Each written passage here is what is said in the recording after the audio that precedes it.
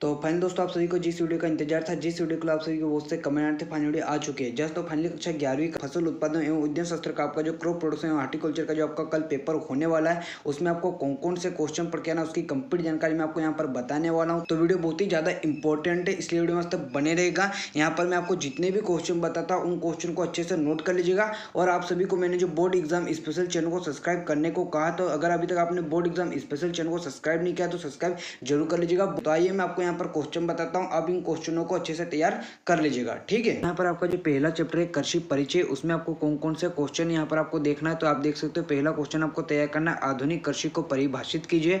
दूसरा क्वेश्चन है भारतीय कृषि में अर्जित क्रांतियों के नाम लिखिए। तो जो भारत कृषि में अर्जित क्रांतियां कौन कौन सी, हरित क्रांति, श्वेत क्रांति, दुग्ध, श्वेत क्रांति किससे रिलेटेड होती है, दुग्ध क्रांति से, और हरित क्रांति किससे रिलेटेड है। यहाँ पर सभी आप यहाँ पर कमेंट करके बताओ कि हरित क्रांति है वो किससे रिलेटेड है। ठीक है, उसके बाद आपको जो हरित क्रांति क्या है ये भी आपको पढ़ना है। उसके बाद हरित क्रांति की कोई 3 विशेषता आपको बताना है। तो फटाफट यहाँ पर कमेंट करके बताओ कि हरित क्रांति किससे रिलेटेड है। ठीक है, उसके बाद आपको यहाँ पर फसल उत्पादन के लाभ याद करना है। उसके बाद राष्ट्रीय अर्थव्यवस्था में कृषि का क्या महत्व है आपको बताना है। उसके बाद जो 7वां क्वेश्चन है, कृषि को परिभाषित कर इसके प्रकार बताना है। तो कृषि को परिभाषित करके इसके प्रकार बताना है। उसके बाद प्रश्न 8 है, आपको स्थानांतरित खेती या झूमिंग खेती से आप क्या समझते हो। तो ये वाला क्वेश्चन आपको तैयार करना है।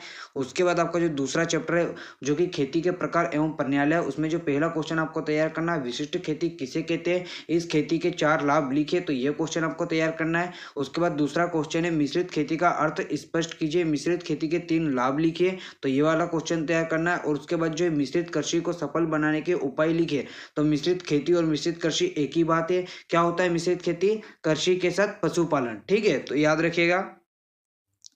उसके बाद चौथा क्वेश्चन है, निम्नलिखित को परिभाषित कीजिए। तो यहाँ पर आपको सरकारी खेती, जैविक खेती, पूंजीवादी खेती, व्यक्तिगत खेती, शुष्क खेती, इनको परिभाषित करना। वैसे ही सामूहिक खेती, सहकारी खेती, जैविक खेती, मिश्रित खेती, इनको परिभाषित करना है। मिश्रित खेती की अभी मैंने आपको परिभाषा बताई कि मिश्रित खेती में क्या होता है, फसल के साथ साथ मतलब जो कृषि के साथ साथ उसमें क्या किया जाता है, पशुपालन भी किया जाता है। ठीक है, उसके बाद छठवां क्वेश्चन क्या, सहकारी खेती में आने वाली समस्या लिखिए। तो आपको सहकारी खेती में आने वाली समस्या याद करना है। ठीक है, उसके बाद आपको यहाँ पर डाइवर्सिफाइड खेती को परिभाषित कर इसके 4 लाभ बताना है। उसके बाद रेंचिंग खेती किसे कहते हैं, इसके 2 लाभ लिखिए तथा 2 कमियां बताई। तो ये वाला क्वेश्चन देख लेना है। ठीक है, उसके बाद आपको जो अध्याय 3 है, फसलों के वर्गीकरण एवं फसल चक्र, उसमें जो मोस्ट इंपोर्टेंट क्वेश्चन है, फसल चक्र किसे कहते हैं, फसल चक्र के सिद्धांत लिखिए। मोस्ट इंपोर्टेंट क्वेश्चन है, ये वाला क्वेश्चन जरूर तैयार कीजिएगा। उसके बाद दूसरा है, फसल चक्र को प्रभावित करने वाले कारकों का वर्णन करना है। उसके बाद फसल से आपका क्या अभिप्राय है, फसल से आप क्या समझते हो, ऋतुओं के आधार पर इनका वर्गीकरण कीजिए। ठीक है, उसके बाद आपको यहाँ पर उपयोगिता के आधार पर फसलों का वर्गीकरण उदाहरण सहित बताना है। प्रश्न नंबर 5 है, निम्नलिखित को परिभाषित कीजिए। तो नकदी फसलें, हरी खाद वाली फसलें, कीट आकर्षक फसल, फसल की चक्र की संघनता, मृदा आरक्षक, इनको आपको परिभाषित करना है। शस्य संघनता क्या है, इसको प्रभावित करने वाले 4 कारकों का वर्णन कीजिए। तो ये वाला क्वेश्चन नोट कीजिए। उसके बाद फसल के जीवन चक्र के आधार पर फसलों का वर्गीकरण कीजिए। उसके बाद जो प्रश्न 8 है, धान्य फसलों के वानस्पतिक नाम कोई 5। ठीक है, उसके बाद चौथा चैप्टर है मिश्रित फसल। तो उसमें जो पहला क्वेश्चन तैयार करना है, मिश्रित फसल से क्या समझते हो, मिश्रित फसल से आप क्या समझते हो। ठीक है, तो जैसे कि मैंने अभी आपको मिश्रित कृषि बताया था, तो आप यहाँ पर कमेंट करके बताओगे कि मिश्रित फसल क्या होता है। दूसरा प्रश्न है, मिश्रित फसल की हानियां बताना है। और प्रश्न नंबर 3 है, मिश्रित फसल लेने के 4 सिद्धांत लिखिए। तो हानियां याद करना है, मतलब इसका लाभ भी आप याद कर लीजिएगा। ठीक है, उसके बाद समांतर खेती को परिभाषित कीजिए। सहचर या सफसली खेती को परिभाषित कीजिए। प्रश्न 6, अंतर्वर्ती खेती क्या है, इस प्रकार की फसल प्रणाली के लिए क्या सिद्धांत है। फिर प्रश्न 7 है, बहुफसली खेती किसे कहते हैं, बहुफसली खेती के महत्व बताइए। 5वां चैप्टर है मृदा, उसमें आपको जो पहला क्वेश्चन करना है, मध्य प्रदेश में पाई जाने वाली मृदाओं के नाम लिखिए। दूसरा है, मृदा जल किसे कहते हैं तथा यह कितने प्रकार का होता है। प्रश्न 3 है, मृदा जल के 2 महत्व लिखिए। प्रश्न चौथा आपको तैयार करना है, किसी के जल के कोई 2 गुण लिखिए। प्रश्न 5 है, मृदा में जीवांश पदार्थों का क्या महत्व है। प्रश्न 6, काली मिट्टी की प्रमुख विशेषताएं लिखिए। प्रश्न 7 है, मृदा निर्माण को प्रभावित करने वाले कारकों के नाम लिखिए। प्रश्न 8 है, मृदा का संगठन लिखिए। आपका जो छठवां चैप्टर है मृदा के भौतिक गुण, उसमें जो पहला क्वेश्चन आपको लिखना है, मृदा जल को परिभाषित कीजिए, ये कितने प्रकार का होता है। प्रश्न 2 है, कृषि कार्य के लिए उत्तम मिट्टी की विशेषताएं लिखिए। उसके बाद प्रश्न 3 है, रंध्र अवकाश किसे कहते हैं। प्रश्न 4 है, रंध्र अवकाश पर प्रभाव डालने वाले कारक बताइए। फिर आपको जो पांचवा क्वेश्चन आपको तैयार करना है, रंध्र अवकाश का महत्व बताइए। ससंजन बल किसे कहते हैं? असंजन बल से आप क्या तात्पर्य है? प्रश्न 8 है, मृदा कणों के आकार अनुसार मिट्टी का वर्गीकरण कीजिए। 7वां चैप्टर है, अम्लीय एवं क्षारीय मृदा है, जिसमें पहला क्वेश्चन आपको तैयार करना है, अम्लीय एवं क्षारीय मृदा में अंतर लिखिए। प्रश्न दूसरा आपको तैयार करना है, लवणीय एवं क्षारीय मृदाओं में प्रमुख अंतर लिखिए। प्रश्न 3 आपको तैयार करना है, अम्लीय मृदा बनने के कारणों का वर्णन कीजिए।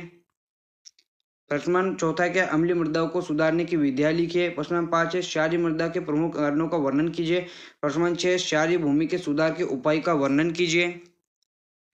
8वां चैप्टर मृदा क्षरण एवं संरक्षण, उसमें जो पहला क्वेश्चन तैयार करना, मृदा संरक्षण किसे कहते हैं? मृदा संरक्षण के 3 उपाय लिखिए। प्रश्न 2 निम्नलिखित को समझाइए, तो प्राकृतिक क्षरण और त्वरित क्षरण को आपको समझाना है। उसके बाद आपको यहाँ पर जो प्रश्न 3 है, मृदा क्षरण को प्रभावित करने वाले 4 कारकों का नाम लिखिए। जल द्वारा मृदा कितने प्रकार का होता है, समझाइए। मृदा क्षरण या भू संरक्षण से आप क्या प्रभाव है, बताइए। प्रश्न 9 है, भू परिष्करण, तो उसमें जो पहला क्वेश्चन भू परिष्करण क्या है। प्रश्न 2 है, भू परिष्करण कितने प्रकार का होता है। प्रश्न 3 है, प्राथमिक भू परिष्करण क्या है। प्रश्न 4 है, द्वितीय भू परिष्करण किसे कहते हैं। प्रश्न 5 है, भू परिष्करण के उद्देश्य लिखिए। प्रश्न 6 द्वितीय भू परिष्करण का उद्देश्य बताइए। प्रश्न 7 है, शून्य भू परिष्करण की परिभाषा लिखकर इसके 2 लाभ लिखिए। प्रश्न 8 है, न्यूनतम भू परिष्करण के लाभ लिखिए। प्रश्न 9 है, जुताई को परिभाषित कर इसके कोई 2 उद्देश्य लिखिए। 10वां चैप्टर है, भू परिष्करण एवं अन्य यंत्र, उसमें जो पहला क्वेश्चन है, देसी हल क्या है, इसके गुण विशेषताएं लिखिए। प्रश्न 2 है, देसी हल के 4 अवगुण बताइए। प्रश्न 3 है, देसी हल के प्रमुख भागों के नाम लिखिए। प्रश्न 4 है, मिट्टी पलटने वाले हल कितने प्रकार के होते हैं, नाम लिखिए। प्रश्न 5 है, मिट्टी पलटने वाले हत्थे वाले किन्हीं 4 हलों के नाम दीजिए, उदाहरण दीजिए। 6वां है, मिट्टी पलटने वाले 2 हत्थे वाले किन्हीं 4 हलों के नाम लिखिए। हेरो तथा कल्टीवेटर में प्रमुख अंतर लिखिए। देसी हल और मिट्टी पलटने वाले हल में अंतर लिखिए। 11वां है, सिंचाई, उसमें जो पहला क्वेश्चन है, सिंचाई की परिभाषा दीजिए एवं सिंचाई के मुख्य उद्देश्य को लिखिए। प्रश्न 2 है, सिंचाई का महत्व या लाभ लिखिए। प्रश्न 3 नहर द्वारा सिंचाई के कोई 4 लाभ लिखिए। जल मांग क्या, इसको प्रभावित करने वाले 4 कारकों को लिखिए। प्रश्न 5 टपकाव सिंचाई के लाभ लिखिए। प्रश्न 6 सिंचाई की छिड़काव विधि के 4 लाभ लिखिए। प्रश्न 7 सिंचाई की क्यारी विधि के 4 लाभ लिखिए। प्रश्न 12 पानी उठाने वाले यंत्र, पानी उठाने वाले यंत्रों का वर्गीकरण दीजिए। प्रश्न 2 है, नलकूप द्वारा सिंचाई के कोई 3 लाभ लिखिए। प्रश्न 3 है, जल संवर्धन के कृषि में कोई 3 महत्व लिखिए।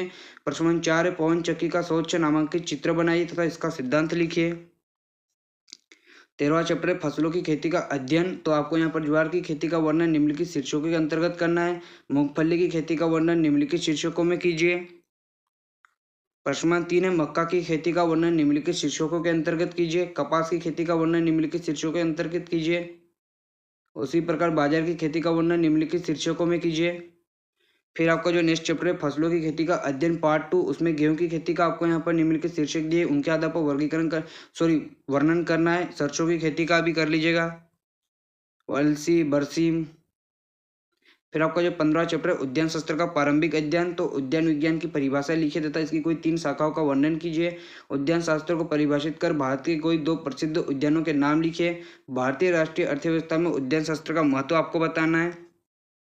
तेज धूप से पौधों को बचाने के लिए कोई 3 उपाय बताना है। पाले से पौधों के बचाने के लिए उद्यान में क्या अपनाना चाहिए, आपको बताना है। प्रश्न 6 है, पौधों की काट छांट के कोई 3 प्रमुख उद्देश्य लिखिए।